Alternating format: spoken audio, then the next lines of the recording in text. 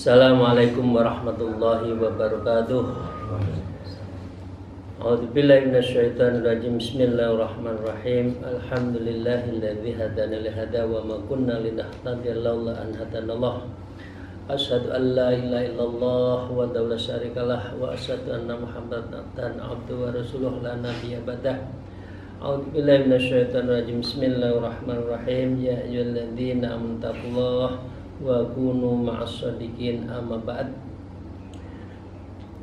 Para jamaah salikin, muridin, ibu, bapak, sahabat, dan kolega semuanya, mari kita memulai ngaji kitab Nashahul Ibad ini terlebih dulu dengan bersyukur alhamdulillahirabbil alamin ala kulli halin wa ni'matin, dan bersalawat Allahumma sholli ala sayyidina Muhammad wa ala alihi washabihi. Ibu dan bapak sekalian, kita masih meneruskan, masih menjadi bagian dari bab 2 yang kita diminta lebih mengutamakan agama akhirat daripada urusan dunia dan harta. Karena itu mari kita lanjutkan dengan makalah yang ke-27. Wa qala al-mu'allif fi hadzal kitab wa nafa'ana bima bi ulumiha fid dharain, amin ya rabbal alamin. A'udzubillahi minasyaitonir rajim. Bismillahirrahmanirrahim. Al-maqalatus sabi'atu wal isrun. Maqalah, kata-kata kunci dan substansi penuh nilai dari yang ke-27. Qala syair, telah berkata ahli syair, orang yang mengubah sebuah syair. Apa yang beliau katakan itu min bahril kamil majzuwi, berupa syair bahar kamil majzu. Di dalam kumpulannya seperti itu, di antaranya berbunyi begini: ya man bidunya hustaghol qad gharrahu tulul amal. Wahai orang yang sibuk dengan dunianya, engkau sungguh engkau tertipu dengan angan panjangmu itu, tulul amal. Dikejar tapi tidak dimiliki, kejar tapi tidak dikejar tapi kita ditinggalkan atau kita meninggalkan, dikejar tapi menggoda. Ya, kira-kira itu yang menyangkut urusan dunia. Kita kaya raya toh nantinya kita tinggal, atau kita yang ditinggal. Kita memiliki tapi sesungguhnya tidak memiliki, wong kita ada batas usia dan sebagainya. Karena itu orang yang tulul amal adalah orang qad gharrah, sungguh dia adalah tertipu. Au lam yazal fi ghaflatin hatta dana minhul ajal, atau tidak henti-hentinya dia akan di dalam kelalaian, ya ghaflah. Coba bapak sekalian, kalau sudah banyak harta, pagi menghitung, malam menghitung, pagi menyusun strategi, siang mengeksekusi, malam dihitung. Orang yang ke dunia kamindonyanan, orang Jawa menyebut, ya, orang mencintai dunia itu cenderung ghaflah hatta dana minul ajal, hingga semakin dekat dari dirinya sang ajal. Tahu-tahu sudah harus meninggalkan dunia ini. Memang tahu kita, Bapak Ibu sekalian, kapan? Kan tidak ada yang tahu. Nah, karena itu, karena kita terlena urusan dunia, maka kita ghaflah, kita melupakan urusan dunia. Al-mautu ya'ti baghtatan, karena kematian itu akan datang tiba-tiba. Wal qabru sundukul amal, Sementara kubur adalah peti amal. Isinya apa ibu dan bapak sekalian? Amal kita yang akan kita bawa di dalam amal kubur. Pasti kita akan mengalami al-maut wal kubur. Tapi kita karena terlena urusan dunia sehingga tidak sempat untuk mencari bekal yang kita bawa di dalam as-sunduk, peti amal yang akan kita bawa ke kubur itu. Isbir ala ahwaliha, karena itu sabarlah menghadapi keadaan dunia ini. Lau mauta ila bil ajal, tiada kematian kecuali melalui ajal yang pasti datang. Fala yastakhiruna sa'atau wala yastaqdimun. Kalau hadir malaikat Israel, tidak ada satupun yang bisa mengerem dan juga tidak bisa untuk mengegas. Tidak bisa mendahulukan dan tidak juga bisa mentakhirkan, karena itu sudah dikehendaki oleh Allah. Tidak ada satupun. Nah, waruyan Dailami annahu sallallahu sallam qol, diriwayatkan dari Imam Dailami bahwasanya Rasulullah sallallahu alaihi wasallam bersabda, tarkut dunya ammarum bis sabr wa asatu min khatmis suyufi fisabilillah. Meninggalkan dunia itu adalah pahit. Bapak nggak bisa pakaian bagus, merasa minder nggak? Makanannya kurang, minder nggak? Ya, rumah jabatan biasa-biasa, minder nggak? Umumnya orang minder. Tapi ya, kepahitan yang ada di dalam kekurangan di dunia, wa asatu min khatmis suyuf, ya, dan lebih berat itu dari tebasan pedang di jalan Allah. Yang paling berat itu bukan urusan hidup dunia sederhana. Yang paling berat itu kita siap nggak kalau sudah suyufu fisabilillah, tebasan pedang di jalan Allah itu siap nggak? Tapi rata-rata orang inginnya adalah kementerengan urusan dunia, tapi urusan akhirat dia biasa-biasa saja. Itu ya Bapak sekalian.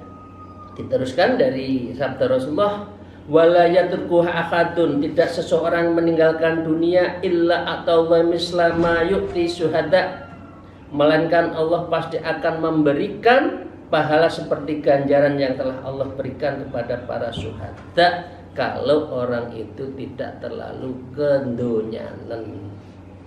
Kalau orang ahli dunia, hubbud dunya, biasanya ghaflah, maka dengan demikian dia tidak akan mendapatkan pahala seperti pahalanya orang yang berjuang di jalan Allah.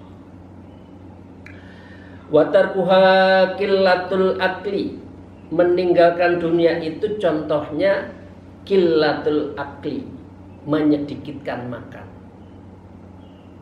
Bapak sekalian, sedikit-sedikit makan atau makan sedikit? Ya, yang banyak sedikit-sedikit makan. Ada ini makan, itu enak, semuanya dimakan. Wasab'i wa ba'dus sana'i minan nas, yaitu rasa kenyang dan membenci pujian orang. Itu adalah cara meninggalkan dunia. Jangan suka dipuji, laparkan diri kita dan harus merasa kenyang sehingga kita tidak israf urusan dunia. Ini yang ciri orang yang meninggalkan dunia.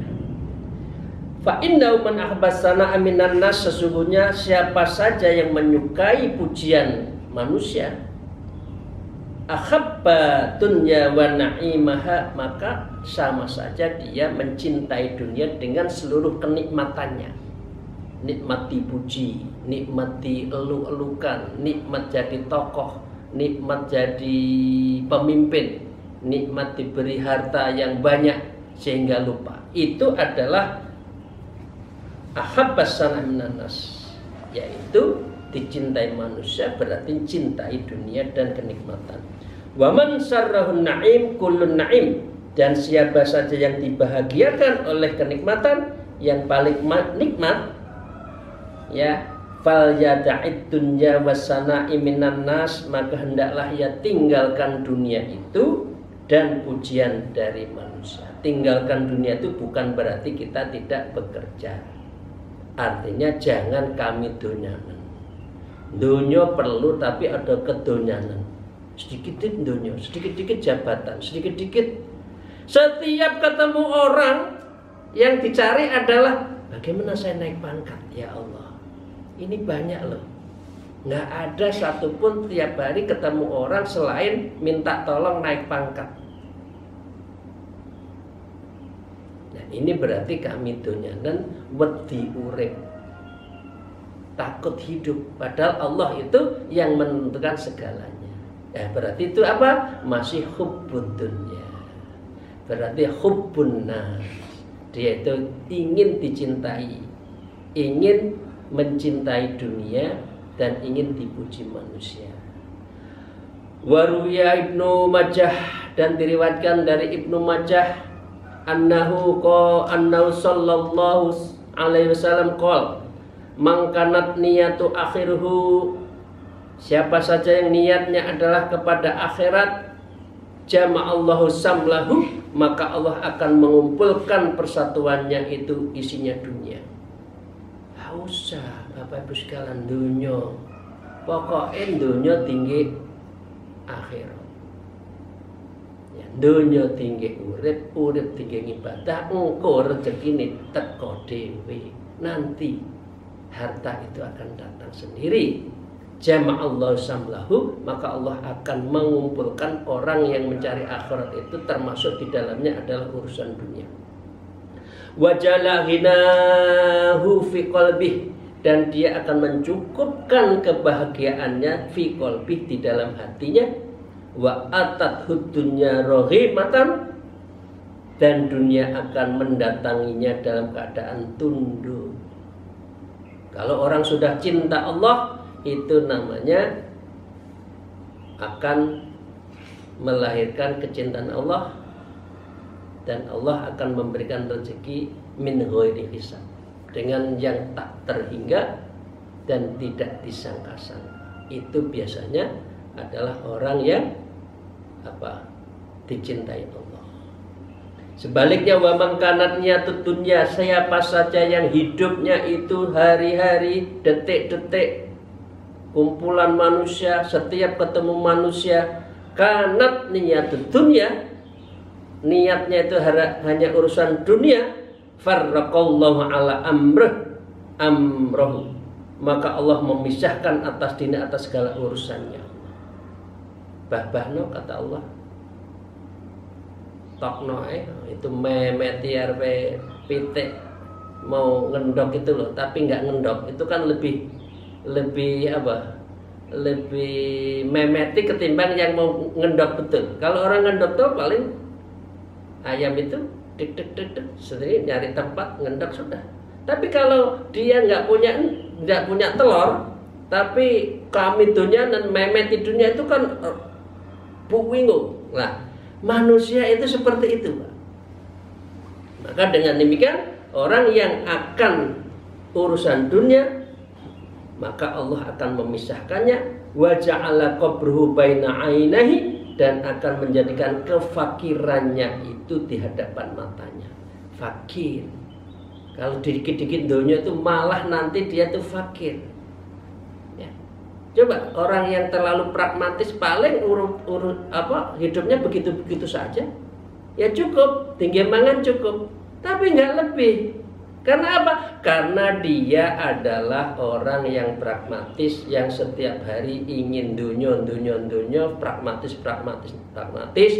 muji orang, ben dikai pekerjaan, ya sekedar mangan. Dia gak akan lebih, gak ada keberkahan orang yang seperti ini. Walam ya'ti minad dunya illa ma kutiba lahu, dan Allah tidak akan memberikan rezeki itu kecuali yang sudah ditetapkan. Bapak Ibu sekalian masih ingat di kitab Minhajul Abidin ada 4 rezeki yang akan ada pada manusia. Rezeki yang terbagi, rezeki yang ditambah, rezeki yang diberkahi, dan rezeki diminta. Lah orang seperti ini, yang orang ke dunia ini ya cukup aja, tapi nggak lebih.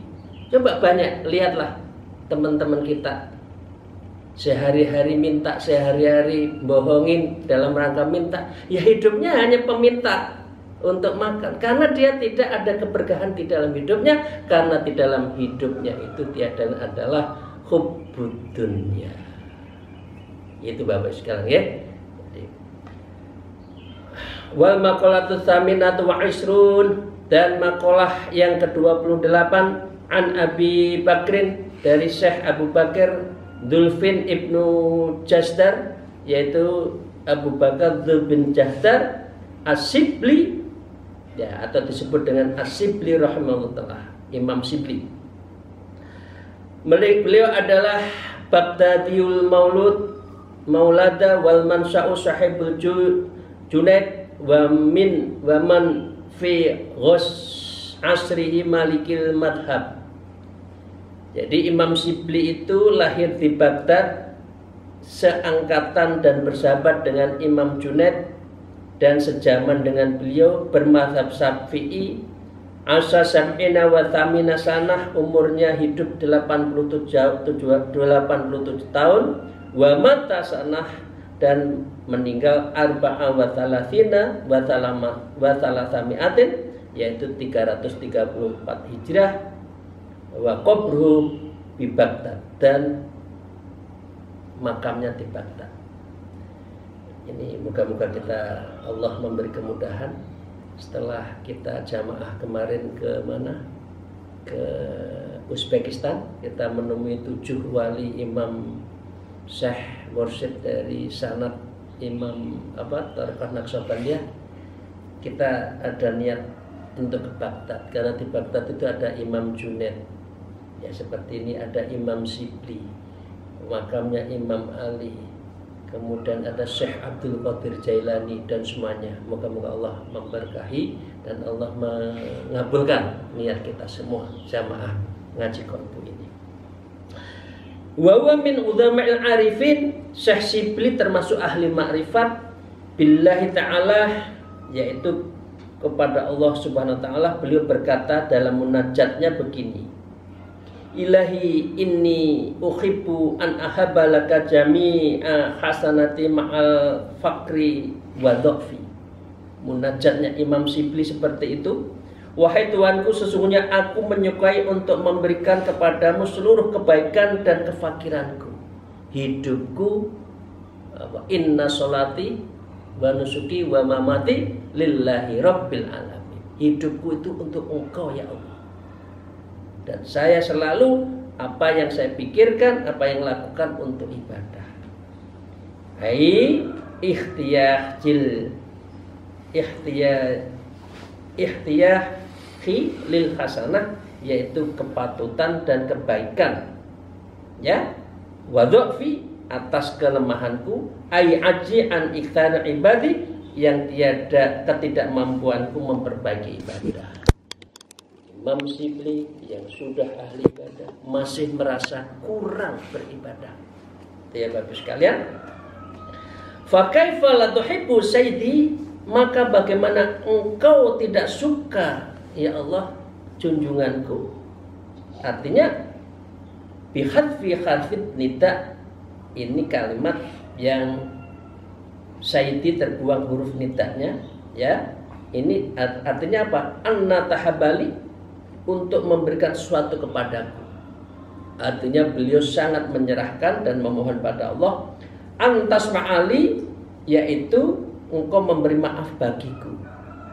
Jadi orang ahli ibadah saja selalu minta maaf. Karena apa?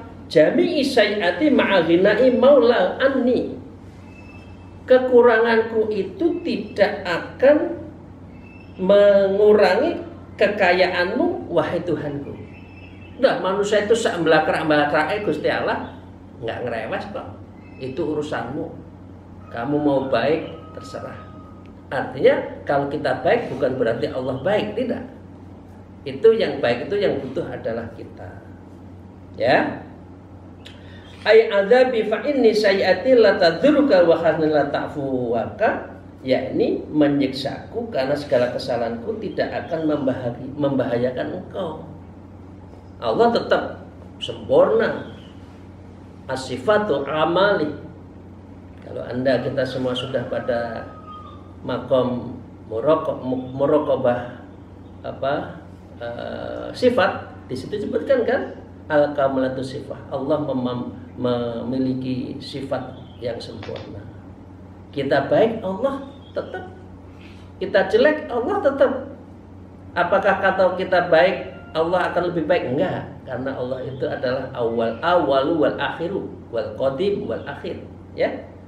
Dan begitu saja kebaikanku tidak akan memberi manfaat kepadamu ya Allah, karena Engkau itu adalah segalanya. Jadi artinya Imam Nawawi memberikan syarahnya begini. Atas semua hidupnya itu adalah untuk Allah. Wa qad ajazani ba'dal fudolai an aqra'a ba'da sholatil jum'ah sab'a marratin hadhil anbiya'i thalathatin min bahril wafir. Kemudian amalan seperti ini, artinya amalan untuk agar dirinya itu seperti Imam Shibli atas ijazah yang diberikan guru-gurunya Imam Nawawi Al-Bantani, yaitu dibaca 7 kali setelah Jumat, setelah sholat Jumat. Apa? Itu yang biasa panjenengan ucapkan. Ilahi las tulil firdausi ala wala akwa alan naril jahimi. Wahai Tuhanku, aku bukanlah termasuk ahli surga Firdaus, dan aku tidak kuat menghadapi neraka jahanam. Fahabli taubatau waghfir dzunubi fa innaka ghafidun dan bil azimi. Maka berikanlah ampunanku terhadap kesalahanku dan ampunanku segala dosaku ya. Ampunanmu segala dosaku ya Allah. Karena sesungguhnya Engkau Maha Pengampun atas dosa-dosa besar saya. Wa amilni muamalatal karimi wasabbitni alan nahjil qawimi. Perlakukanlah aku ya Allah sebagaimana Engkau memperlakukan orang-orang yang mulia, dan tetapkanlah pendirianku atas ajaranmu yang lurus. Ini dibaca 7 kali setelah sholat Jumat. Ini adalah ijazah dari guru-gurunya Imam Nawawi Al-Bantani agar beliau seperti Imam Shibli yang selalu hidupnya untuk Allah. Bapak sekalian, bahagiatu qadim Shibli ala Ibnu Mujahid fa'anahu Ibnu Mujahidun wa qabbala baina ainahi. Hikayatnya adalah Imam Shibli pernah berkunjung kepada Ibnu Mujahid, lalu beliau dipeluk oleh Ibnu Mujahid dan diciumnya di dalam seperti dalam kedua matanya, di keningnya itu di mata. Biasanya orang kalau robitoh gurunya itu ada di keningnya. Jadi mau doa robitoh dulu, biasanya yang dikecup itu keningnya. Ibu bapak sekalian yang masih muda-muda, nyium kening istrinya kalau mau kerja, cium ya, dicium batuk ya. Ini yang belum nikah nguyang-nguyu saja, itu baik ya. Itu berat merak, itu ciuman tanpa nafsu, itu ciuman kasih sayang. Biasanya cium keningnya, nanti istrinya mencium tangan suaminya yang mau kerja, itu bagus. Fasu ila andalika faqala ra'aitu Nabi sallallahu alaihi wasallam fin naumi wa qad aqbala Shibli. Ibnu Mujahid ditanya mengenai hal itu, beliau berkata, aku pernah mimpi ketemu Rasulullah di dalam tidur dan sungguh As-Shibli menghadap beliau, ya. Faqama Nabi, ketika Imam Shibli ketemu Rasulullah, maka Rasulullah berdiri menyambutnya dan menyium keningnya di antara ilai wa qabla baina ainahi. Fakultu ya Rasulullah af'alu hadza Shibli. Maka Rasulullah berkata, engkau berbuat apa terhadap hal ini, terhadap Shibli? Artinya mengapa kau mimpi sampai ketemu saya? Qala, maka Nabi bersabda, ya sesungguhnya Shibli tidak akan sholat fardu kecuali ia membaca akhir sholatnya itu, yaitu tentang qad ja'akum rasulun min anfusikum azizun alim harisun alaikum bil mu'minina raufur rahim, dan seterusnya ya. Itu setiap sholat dibaca ya. Fayaqulu sallallahu alaihi wasallam alaika ya Muhammad, semoga rahmat Allah tercurahkan untukmu wahai Muhammad. Ini dibaca sehingga gampang untuk mimpi ketemu Rasulullah. Jadi ini caranya ketemu Rasulullah menurut Imam Shibli, baca habis sholat, yaitu laqad ja'akum rasulun min anfusikum dan seterusnya. Fas'altu Shibli amma yaqulu ba'da sholati fadzakara mislah.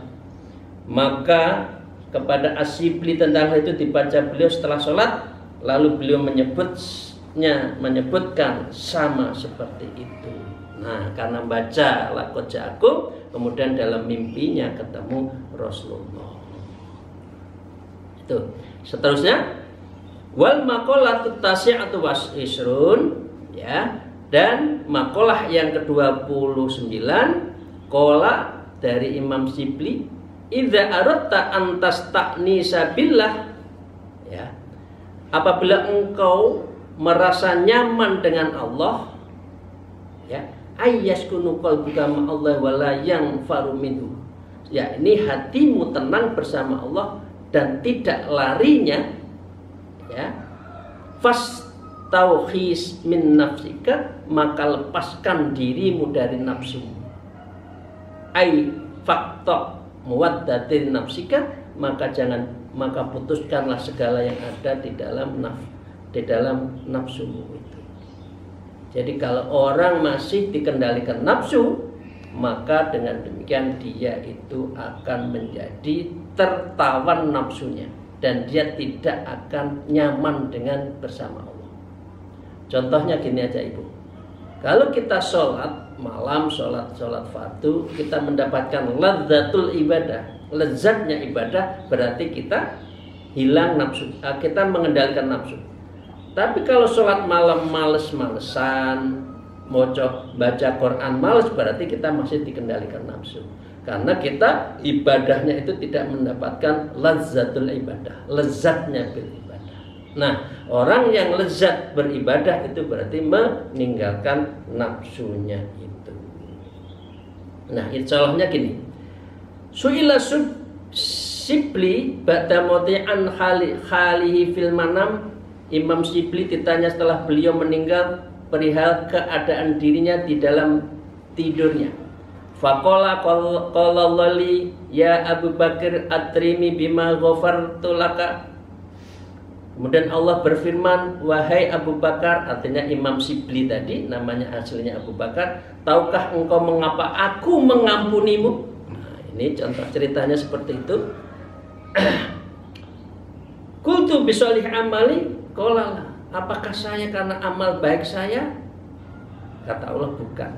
Bi ikhlasi ubudi, kata Allah. Bi haji wa shaumi wa sholati, apakah haji saya dan sholat saya sehingga saya mengampuni engkau mengampuni saya Allah? Qala, bukan itu. Qultu bi hijri lisolihin wa talbil ilmi, apakah karena hijrahku sehingga aku menjadi orang yang soleh dan menuntut ilmu? Qala, bukan itu wahai Shibli. Qala la kuntu ilain fabimi, wahai Tuhanku, kemudian sebab apa engkau mengampuni saya ini? Faqala ta'ala, Allah berfirman, atadkuru hina kunta tamsi fi darbil Baghdadi fawajjatu hirratun saghiratan. Karena kamu saat berjalan di gang-gang sebuah gang di Baghdad, kamu menemukan hirratan saghiratan, kucing kecil. Qad adfaha bardu wahyatan zawiyu min sidatin. Kucing itu sedang keadaan lemah, kedinginan dan sangat dinginnya. Fa akhadtaha rahmatan laha, kemudian kamu mengasihi kucing itu, kemudian kucing kamu ambil. Wa adkhalta fi farwa kana alaik, maka kamu memasukkan kucing itu di dalam jubahmu yang ada padamu. Wa qiyamatul laha, dan sebagai perlindungan bagimu. Ya, faqultu na'am, apakah kamu melakukan itu? Ditanya Allah di dalam mimpinya, di dalam sebuah mimpi itu, mengatakan iya. Iya. Faqala ta'ala bi rahmatika litilkal hirratu rahmatika. Allah mengatakan, karena rasa sayang, kasih sayangmu kepada kucing itulah aku menyayangimu dan aku mengampuni segala kesalahan-kesalahan. Jadi Bapak Ibu sekalian, pekerjaan amal yang kecil tapi manfaatnya sangat luar biasa, dan ini harus menjadikan diri kita ini menjadi orang yang mencintai sesama. Demikian, terima kasih. Semoga kisah Imam Shibli dan betapa cintanya kita kepada Allah, pada sesama manusia, sesama makhluk Allah, itulah kunci kita menghadap Allah dan kita diampuni segala dosa-dosa kita. Terima kasih. Akhirul kalam, al-afu minkum, wallahul muwafiq ila aqwamit thoriq. Assalamualaikum warahmatullahi wabarakatuh.